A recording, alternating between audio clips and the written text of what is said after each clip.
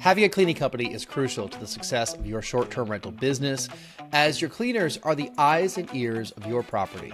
And you're right, Jason, the cleaners for the Airbnb management side of things are the most important people in the entire business, because you guys know when you have checkouts at 11 a.m. and somebody else checking in at 4, I'm relying on my cleaning team to make sure the house is spotless, beds are changed, everything's ready for them. We're speaking with real estate investor and short-term rental owner Brooke Coughlin. And she looks at me and she goes, Brooke, do you have any interest in managing my Airbnb? And I'm like, well, I have my own. I never thought about managing somebody else's, but it couldn't be that much different. Let me check with my team. Learn why your cleaners are the lifeblood of your short-term rental. The value of good people in a team, and they're my people, they're my team. It makes it that much better. I'm 29-time Airbnb superhost Jason Muth, and I worked in the media business for over 25 years. In 2016, I started to build my chapter 2, and that is through short-term rentals. Since then, I've welcomed over 5,000 guests and their furry friends to our homes. We're here to show you how to create a smart stay. Now, on with the show. All right, we're here speaking with Brooke Coughlin. Brooke is a multi-million-dollar real estate investor, a cleaning company owner, a short-term rental operator, and most importantly, she is an expected mom. You are 9 months pregnant as we record this. I can't believe that we actually have you, Brooke. Welcome to the show. Hi, Jason. Hi, Rory. Thank you so much for having me. I'm super excited to be here. My goodness. I mean, your world will be turned upside down shortly if it hasn't over these past 9 months. But what an amazing journey you're about to undertake. We have a 5-year-old daughter ourselves, and we were there from day one. And man, I remember every day. The days are, what do they say, Rory? The days are, the years? The days are long and the years are short. Yeah, it is true. I cannot wait. I'm 36 weeks today. That date's in, but 9 months today. So, well, Brooke, let's get right into it, just in case something happens during this recording, which would be the first for any of our podcasts. So I should say this is the Smart Stay Show, and we welcome you as our guest. First question we have for you off the bat, and then we'll get into kind of who you are, the book you're writing, everything. But what superpower sets you apart from your peers? This is a great question. I think my superpower would be the ability to teach. Before all of this real estate world that I've entered into, I was a 7th grade teacher for 4 years. That was my prior identity. And I think, like I like to say now, I don't teach 7th graders anymore. I teach people how to buy, sell, invest, do Airbnbs, grow a business, etc. But I think the ability to handhold and teach my clients, no matter what journey they're looking to learn, I think that sets me apart from everybody else. That's my superpower. Rory, you've always said that teachers make great real estate agents, right? I mean, they do, because they know how to communicate, they know how to work together, they know how to manage clients, and a lot of it really depends on what exact kind of clients you like to work with. But yeah, I mean, we all go to, we learn how to go to law school, we learn the law, we, go to the real estate classes and learn the basics of it. But really, that's just the tip of the iceberg. It's just about managing people, managing their expectations, and being able to communicate. This day and age, anybody can look up most of the listings that are available. Your value is actually teaching them how this works, and then giving them the confidence to make these big decisions. Right. And I like to say, just like my students, every client's different, and you have to tailor towards their needs and wants. So, Brooke, do you somehow connect the worlds of real estate sales as an agent with the short-term rental work that you're doing? I would say yeah. So before I was this massive realtor helping people buy and sell houses, I was just getting my feet wet into real estate. And actually, I own a few Airbnb rentals myself, and then we manage other people's rentals, which has been like the coolest experience ever, which wasn't even in the works. It just kind of fell into our lap. But it led into a massive business where we manage other people's rentals from start to bottom with $0 of our own money invested, just our time and expertise. Yeah, let's unpack that for a second, because I want to emphasize the fact that you are running a co-hosting business, a short-term rental co-hosting business, essentially. I don't know if you call it property management or co-hosting. I call it co-hosting for Pride Away stays, which is what we do in Provincetown. But you launched yours first, right? And then did other people ask you, or did you have an idea that you wanted to get into the co-hosting space? It kind of fell into our lap. So being a realtor, I found this house that was across the street from a lake. It was adorable. Not much work was needed. There was a spot for a hot tub and back. It's in the middle next to a bunch of wedding venues, which is perfect. And we mentioned earlier, I own a cleaning company. So my cleaning company cleans for all of these wedding venues, etc. So I already had it in there. So we purchased our first one thinking that we were just going to do one and give it a shot. However, with my cleaning company, I was actually going to this woman's house for a cleaning quote, thinking I was just there to provide my cleaning services. And it was a beautiful house on the water in Sturbridge, Massachusetts, for anybody who's familiar with Mass. And I walked in the door and my realtor brain's going off. I'm like, oh, this would be a great house to sell. Over $1 million. It's beautiful. I'm not walking in there with my cleaning mindset. But anyway, we go in, I'm talking to the owner, and she tells me that she lives in California for, let's say, 10 months out of the year, and she's only here for 2 months, and she's actually looking to Airbnb this in addition to cleaning. And she looks at me and she goes, Brooke, do you have any interest in managing my Airbnb? And I'm like, well, I have my own. I never thought about managing somebody else's, but it couldn't be that much different. Let me check with my team. So then I went back, checked with my team, and they're like, absolutely, why would we say no to this opportunity? So I went in for a cleaning quote and ended up leaving with a new client to Airbnb her house when she's in California full time. A lot of people that have co-hosting businesses launch cleaning companies afterward, right? They realize that it's better to control the cleaning service because, as we know, cleaning is one of the most critical parts of operating a short-term rental. Being kind to your cleaner, listening to your cleaner, realizing that they are the eyes and ears of the property when you're not there. And a good cleaning service can set you way apart from a bad cleaning service. But you did it the other way. I mean, you've done a couple things the other way, right? So you had the cleaning service first. Like, how did you start? How did you launch that cleaning service before you even got into the short-term rental space? Oh my goodness. My cleaning company, actually, by the time that this airs in October, is going to be sold, which is crazy. But I started this when I was in college. I was probably a freshman in college, 18 years old. I was a college athlete. I lived 5 minutes down the road from school. I was a big mama's girl. Didn't like going far. And I started a cleaning company to make a little bit of going out money on the side. And all of my friends would make fun of me, Brooke, why do you want to clean other people's toilets and kitchens when we could be having fun doing something else? And I was like, the idea of just being an entrepreneur, making my own schedule, making a little bit of money here and there. And I did that my entire college career. And then it came time to graduate, and I was graduating with a teaching degree. And I'm like, okay, I have this little cleaning company that I am a one-stop shop. I'm doing it all myself. Nobody's helping me with it. How do I leave this and then go be a teacher and make $50,000 a year? So I then hired my first employee, which went horribly wrong. But fast forward 10 years from now, I have 13 employees who work for me. We have a residential commercial cleaning team. And you're right, Jason, the cleaners for the Airbnb management side of things are the most important people in the entire business. Because you guys know when you have checkouts at 11 a.m. and somebody else checking in at 4, I'm relying on my cleaning team to make sure the house is spotless, beds are changed, everything's ready for them. So just the value of good people in a team, and they're my people, they're my team, it makes it that much better. Rory, we do 10 o'clock checkouts. Out the door. Sorry.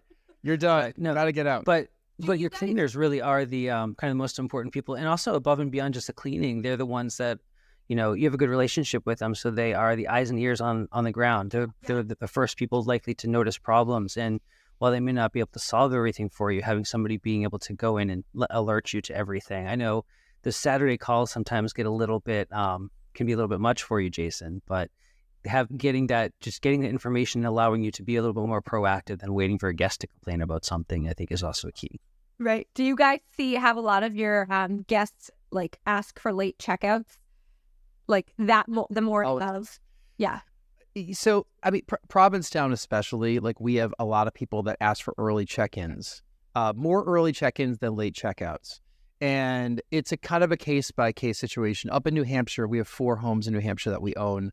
We get the same questions about early check-ins. And a lot of times you're just back to back to back, and you can't offer that. But I don't know. I'm curious to hear what you say, Brooke, to your guests. But usually what we say is, hey, we have guests leaving that same morning. It's unlikely that we could offer check-in before 4, but if I hear that the cleaning is done beforehand, I'll let you know here, and you're welcome to check in early at that time. We do the same. What do you normally do?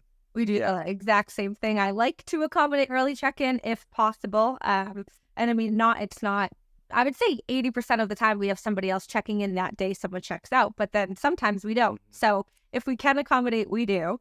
But I also liked for the cleanings that it's the pay for the cleaning is not included in the nightly stay. That's like an additional fee itself, which I think is fantastic.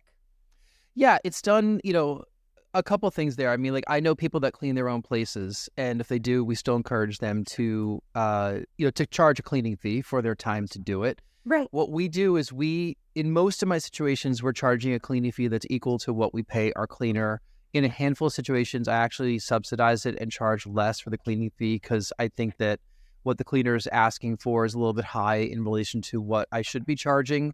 And then in a couple of situations, I'm actually adding a little bit extra money, like $20 a cleaning to account for supplies. Yep. And that's in the co-hosting space that we're doing in Provincetown. So there's a little bit extra right there that it's not like it's profit for us. It really just takes care of some of the supplies that we would provide for the property.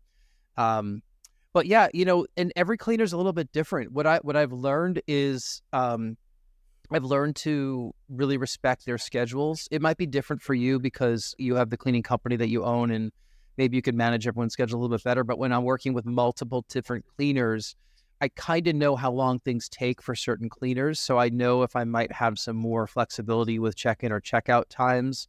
Yeah.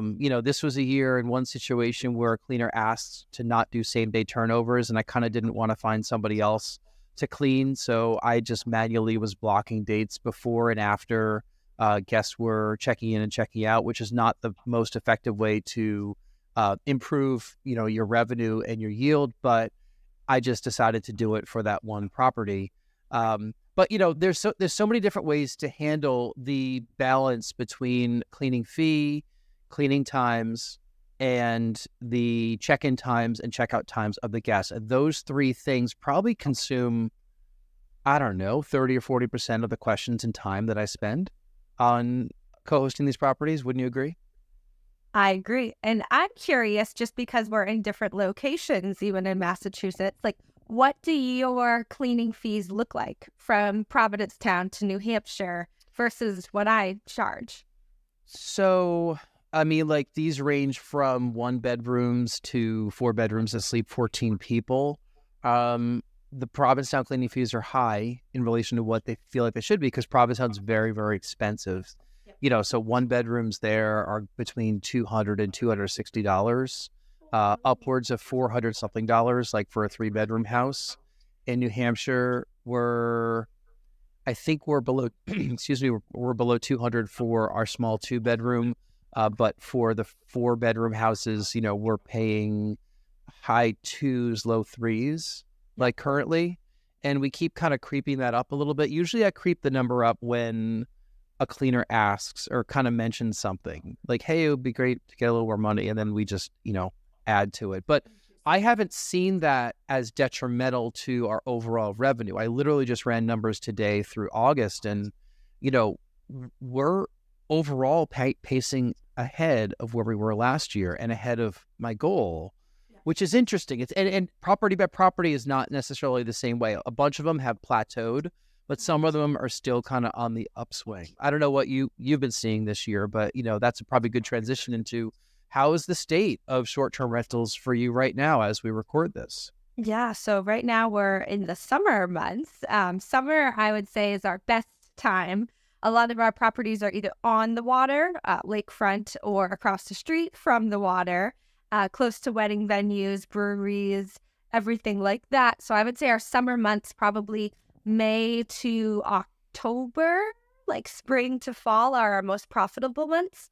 And then what we do, because we just want people in there as well, for the remainder of the year, we adjust our prices accordingly just to have people stay. So we're not losing money in those other months. We make a ton of money in the spring, summer, early fall.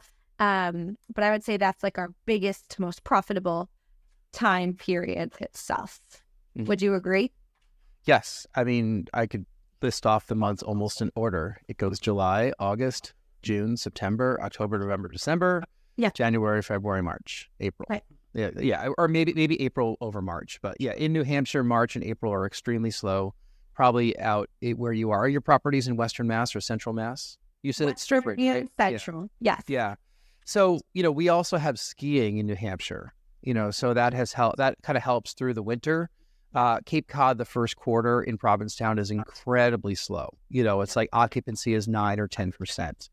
So there's very low expectations we have for the first quarter. But then once the weather starts turning, you get that first kind of dose of fall, summer, and spring that we always get in April. Then somehow we get like a massive snowstorm afterward. But that first dose where all the flowers come up, and then you're like, oh, you poor flowers, you now have snow all over you, right? But like, that's when everyone starts to say, oh, the Cape again for the year. They start thinking about that. Mm-hmm. I fully agree. So, okay, I want to ask about the short-term rentals that you have, and specifically the business that you're running. Like when you launched your short-term rental and then you moved into co-hosting that client that you were thinking maybe selling that property, how did that springboard into other clients that you're working with? I would say we don't necessarily advertise this business. It's more of like when people reach out, we take on new clients. We could grow it massive. And now that my cleaning company is being sold, I think my brain is starting to go in different directions, like to grow this business. But we've also learned we don't want to just work with anybody. We took on a client who was a referral from somebody else that we work with. And just like talking about teaching, everybody's different.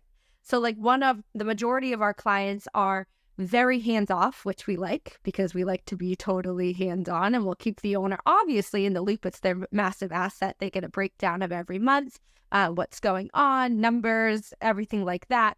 But when we find when homeowners want to be extremely involved, that can be a little bit messy. So we've learned to actually say no to people, and we'll give like trial runs just to see if things are a fit or not, because you want to know who you're getting into bed with before you get into business with them, because it's a big thing managing somebody else's asset. Rory, I need to take Brooke's advice. You do. And I mean, I think the progression for you, Jason, was that you owned and operated several Airbnbs, and you developed systems and processes, and including like which TV and which lock you put on the properties that work really well for you and allows you to give a good stay to every guest that you have. And then when you go and manage other people's properties, a tension sort of develops between the systems that you developed and what the homeowner has and the homeowner wants to keep. Which means that not everybody is a great fit for the systems. I mean, your value proposition is that you have good systems. So, Brooke, how do you manage that with homeowners when you're managing their properties, and if they have kind of legacy systems or just different ways they like doing things that are incompatible or just not the same as what you do? That's our biggest issue. Because what we do every day very well. We have a team of 4. So like I'm on my phone all day anyway selling real estate. So I'm the one who's messaging clients back and forth on a regular basis. I'm also the one who schedules the cleaning to make sure everything is set in between all stays and everything like that. We have my husband, who's like the handyman, which of course nothing ever needs to be fixed. But he's the handyman for the properties. So he takes care of that. We have Cody, who is like the mastermind behind the app, who handles setting everything up to be automated, which is brilliant. And then we have his wife. So it's husband and wife duo team who handles like all of the marketing, social media that goes with it. But when we sit down with clients, we are very upfront with what we offer and how we like to see things For example, like you guys know, less is more to a degree, especially when you're going into a house. You want everything in a specific location, but you don't want junk. You don't want unnecessary things. So even just getting a house ready to be launched, we have found that can be extremely difficult with working with other homeowners who see everything as value versus we're like, all right, let's get a storage unit. Let's block off this part of the garage and throw 90% of everything you have over there. Do your owners take your advice, or is it a push and pull? The majority of them do. And then if they don't, right then and there, we're already kind of seeing the writing on the wall that it's going to be maybe a little bit trickier of a relationship moving forward with them. At the end of the day, they want us to make money. That's why make them money. That's why they're hiring us. So we like our ideal person that we're working with is somebody who's extremely hands-off and allows us to run our business and make them the money without the headache, without having them involved. Yeah. We've done a lot of sales calls with Pride Away Stays this year. We launched this business in November of 2023, literally as an idea. I mean, like I've talked about this before on other podcasts, but I'm in a mastermind group called Short-Term Rental Secrets, and I've been in this group for over 2 years, learning from some of the best operators across the country. We already were operating our own properties when I joined it. And I only wanted to meet other people that were in the short-term rental space because I was transitioning away from a career in the media, doing this full time. And I said, I don't know anybody really that does this. I can't kick around ideas and use the language that you and I know, Brooke. But not the average person doesn't know the average. Who knows what an ADR is? I do. It's an average daily rate. But not everyone knows this kind of stuff. So that's why we joined. And then suddenly I found out they were all co-hosting properties across the country. And I was like, I don't want to have clients. I just left a career where I had to answer to people. And now, Brooke, you sell property also. So you have clients constantly. And I want to ask about that in just a second. Yes. But, I was done with it. I said, I'm just going to do my own stuff and ride out to the sunset. And then once all the properties kind of got stabilized, and nothing's ever fully stabilized, but knock wood, we're stabilized for now. I talked to Rory and I'm like, I need a new challenge. We need something new. And we decided to launch co-hosting in Provincetown. So, we're a boutique company and we're taking clients, on a rate that which we feel comfortable. We are doing some external marketing as well. There's been a lot of word of mouth. We're having a lot of people are kicking our tires saying, what do you guys do? So a lot of the conversations I've had, you get a sense during that conversation that we're not going to work with those people. Immediately, within 10 minutes of talking to someone, I know if they're going to be a fit or not, because a lot of people are just curious. They want to run their own place. They want to have it be the cute house that they have, and they want to decorate it the way they want to decorate it. Right. But they don't know if they're doing it the right way. So then they reach out to us as another resource in the market. We're happy to talk to them. But I could sense that they want to run it. So it's all right, you're going to run your property. You're not hiring me for this. So they're not. You want? I've learned that too. I kind of move on wasting my time. But, to me, since we don't have the sales element. So, you're on your phone constantly all day, every day, trying to, grow your client base. I'm okay with having every conversation with anyone that wants to talk to us for now, because it's really about getting the name out. And it's starting to pay dividends for us because I'm getting a lot of inbound calls right now and inbound emails from people that have heard about us from somebody else. Yeah. So that's kind of how our word, I think, is spreading. Why are you selling your cleaning business? I'm selling my cleaning business because I've grown it for 10 years. I grew it to a point where I'm extremely happy with it, but I have my hands in so many different pots. And I'm about to be a mom, and I did get an offer that made a ton of financial sense. It made sense for the future. I also negotiated free house cleanings for myself every single week for the rest of my life. It made sense. It was time. It's going to somebody who I actually know. So I'm still going to be a part of it. I'm just not going to be the one controlling it. And, could I have kept this cleaning company for the rest of my life and grown it exponentially? Yes, but I'm also learning, and I'm proud of myself that, I am understanding that when it's time, it's time. It was my baby. I grew it. It's time to sell it and now put my focus elsewhere. So, I actually want to ask about, you having your hand in all these different projects at the same time. Because we talked a lot about your short-term rental operations, but, the thing that I think takes up most of your day is the real estate work. And that's kind of your primary. How do you balance these competing businesses and give each one the attention that it deserves? That's a great question. I think I'm a psycho in the best way possible. I love business. I'm the most competitive person that I know, which I think helps in the entrepreneurial world. Maybe it came from being a college athlete. Don't ask how many games we won, but that's okay. But I would say helping people buy and sell real estate, that's my bread and butter. That is where the majority of my focus is. And then all of the other businesses kind of run off of that almost in a way. Like from selling real estate last year I sold 64 houses, $33 million worth of real estate. Where the average realtor across the country sells between 8 and 10 houses, I sold 64. I'm on track to beat that this year because obviously there's no going back. You only have to do better in my brain. But that business itself then led me into creating my own community called She Closes Deals, where I teach other agents across the country my systems in place that have helped me grow a business, a multi-million-dollar business. And closing, this week I have 4 houses that are closing versus the majority of agents might have 4.5 of a year. So I'm taking all of my secrets and tips and sharing them in the world to grow this community of She Closes Deals. So one thing always leads to another, which just gets me super excited.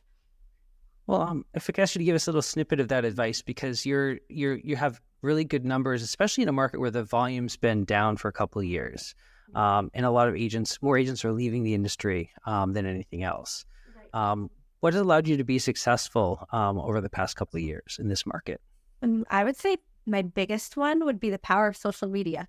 I have grown my social media exponentially over the past 4 years. Went from just a few hundred followers to now I believe I'm at 26,000. Just the power of social media and putting yourself out there every single day, no matter how awkward or embarrassing or cringy it is, just because then you are top of mind for everybody and anybody. And like you guys know, not everybody is ready to buy a house or sell a house right at the moment, but I want to be that first person that person thinks of as soon as the time comes. And then the ability to tap into their network and put myself in front of all of their people has also helped me grow exponentially. Are you running your own social media, or do you have a team of people behind you? I'm running my own as of about a month ago. I just hired my first assistant. It was the best thing I've ever done. And I'm like, how did I not have an assistant before this? But I'm learning the power of leveraging different things in order to create more growth, especially with the baby on the way. Yeah. So in my back of my head, I'm like, okay, how I have a cleaning team, which is incredible. Like we talked about, my Airbnb company is a team. My real estate was just a one-stop shop with myself for the longest time. But I'm like, you know what? If I use other people who might even be better than I am in marketing or behind the scenes in my Excel spreadsheets, everything like that, farming, they can help me grow the business and make more money. All these different endeavors that you've done over the years, have you ever felt imposter syndrome or had any self-doubt, with any of these different tentacles of your life? I'd say, yeah, because things happen fast. And I'm not in the same place I was last year that I am this year. 4 years ago, totally different human being. But I think it's also embracing the fact of, I don't forget where I came from to where I am now and where I'm going to go. And taking care of my people, I think, would be a big part of that as well. My hunch is, yes, being a very different person 12 months ago, my guess is you were not pregnant because, it's just doing the math backwards. I don't think that you were. So you're a very different person. Not pregnant. Yeah. How do you think, this question, have you considered how your life is going to change, your professional world will change with a newborn? Like, what steps are you taking to help put things as smoothly as possible in the future you right now? Yeah, I think that if you asked me 4 years ago, before like my real estate journey started, like my number one thing I wanted to be was a stay-home mom and raise my babies and stay home and make dinner and do laundry. And now like I'm in such a different spot that that's just not where my head is. And I'm so lucky that with real estate, it is flexible. So like I can have my baby with me. But it is going to change everything. And that's why I had hired an assistant. I think priorities will shift to a degree, but I'm still Brooke, the sales girl, who it's not going to change who I am in the entrepreneurial way. And I have actually, that was when I first got pregnant and was going to announce it. That was like my biggest fear of when I announced becoming pregnant, which is so horrible that was going to affect my sales and my deals and my clients wanting to work with me, because I'm a shark. I don't want people to see me as not as a shark. Do you know what I mean? Which is so unfair to even think about, but that was a thought in the back of my mind. But I can do everything I'm doing now with a baby, with assistants, maybe 3 times a week, and fantastic grandparents who want to help.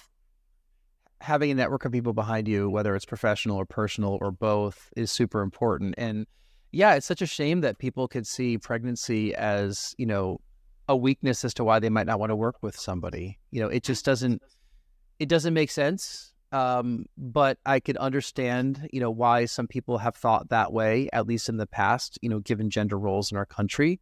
And you're overcoming that, and you have to fight to overcome it, because you're clearly showing, I'm guessing, as you walk around doing showings with a big belly, right? You can't hide that unless you're going to wear all black and 15 layers, right? Which is probably not your brand. Right now, at the beginning, just like it made me very angry, like when we'd have these conversations, but like my brain has also opened up to the idea that, okay, I also understand where they're coming from. It's their biggest asset. And like to ask when I'm due now makes more sense to me than maybe it did in months 1 to 6 versus now. In our neighborhood here in Newburyport, there's a lot of children. Like, we moved here a couple of years ago, knowing that it would be a different school district for our daughter, and we were going into a brand new neighborhood. So we guessed there'd be a lot of kids here, and sure enough, there's like well over 30 kids within walking distance. Many of the moms here have had 2, 3, 4 babies, and the majority of them are professional moms. Like, they still work full-time jobs, or maybe they're on maternity right now. Right. What advice have you gotten from other relatively new moms who are professionals, who have their baby and then they want to keep working and they want to figure out that balance between those two things? Because women listen to this podcast, and I'm guessing that there's some that are probably pregnant right now, and they're probably going through that same question. Right. I would say probably also taking in the moment and enjoying it too, because work is always going to be there, but your first few newborn days are not. My sister and my best friend actually just had a baby on the same day, May 25th. So I've been watching them go through like the newborn baby and in the work, and like they're able to balance it. And I'm like, if they can do it, I can do it. There's no right way. There's no wrong way. You find your way. And a balance, but also not forgetting your goals and your plans too. And it makes your why so much more special. That's how I like to look at it. Like, I'm not going to slow down because now I have a little boy who I'm going to need to provide for the rest of his life. If anything, it's going to make me work harder. Yeah, we noticed the same thing, when we had our daughter 5 years ago. We just had to figure out exactly how we were going to go forward professionally, because we lived our entire lives up to that point without a child, or without, in our head. And now suddenly, now I had much more empathy to the other parents that I used to work with that I maybe didn't understand back then. So, one thing you'll probably notice is the people that don't have kids yet, they might not understand some of the struggles that you're about to go through, having a newborn, and, thinking back to that Jason from, 6, 7 years ago that didn't have a kid. I might have treated people differently. I didn't treat them poorly, but I might have understood their plight a little bit more. And I think that, hopefully people will see that with you as well. All right. So before we wrap up, I do want to find out more about your book and how we could, get people to be able to download that. We'll obviously put links in all the show notes. But one last question we have for you. Tell us something that happened early in your life or career that impacts the way you're working today. That is a very good question. I would say being told no. Being told no over and over and over again in the beginning of my career has fueled and awakened this like wild human being in sales, because now when somebody tells me no, I need to dig in deeper why. And I think that why, when people told me no, has led me to become this multi-million-dollar salesperson with hands in so many different businesses. And I think so many times, so many people just settle for the answer no instead of digging for the why. Including being an author. She Closes Deals is the book. What can people learn when they read it? Yeah, so She Closes Deals is about how I 10x'd my real estate business, my life, and my income. It's mostly tailored towards agents, but it could also be tailored towards any entrepreneur looking to make massive growth in their life, in their career, in their income. All of my tips and tricks are in there. I didn't spare anything, because I like to say, if I can give you my secrets, and you apply them, your end product's not going to be the same as mine. Just like cooking. If I were to give you a recipe, I don't cook, thank God. But if I were to give you a recipe of my favorite food and you made it, it wouldn't come out the same. So why not help other people grow and inspire them too? That's a great attitude. It's coming from a place of abundance where there's enough for all of us. There's no scarcity there. You're not saying, I know all these things and I'm not going to share them with you. You want to share the information with people. All they have to do is spend a couple bucks and buy your book. Oh, yeah. And as of right now, the book's $9.99. It's not even that expensive. There's $1 million ideas in there, people. All right on. We'll put links to the book in the show notes and ways that people can get a hold of you. We'll have all your social media handles up there. So thank you, Brooke. Rory, where can people get a hold of you if they want to get a hold of you? You can come find me at my law practice, Urban Village Legal. That's at urbanvillagelegal.com. All right. And smartstayshow.com is where you can find us. If you want to be a guest on the podcast, fill out our form over there, or you can find us on social media. You can download this episode. Actually, do people download episodes anywhere? I guess you download it to your device on iTunes, Spotify, but stream it, listen to it, thumb it up, give us comments. We love 5-star reviews. Got to ask for the review, right, Brooke? Always. Always ask for that review. Hey, listen, best of luck as you go on your new journey, which is more important than anything you've done up to this point as a new mom. We hope you cherish every day, take lots of pictures and video, and just enjoy every moment. Like every day you'll never have again. So, you might as well enjoy each day like it is a new adventure, which it will be with a newborn. I'm sure it will. Thank you guys very much. I had a blast this morning. Thank you. And thank you for listening. We'll see you in the next episode.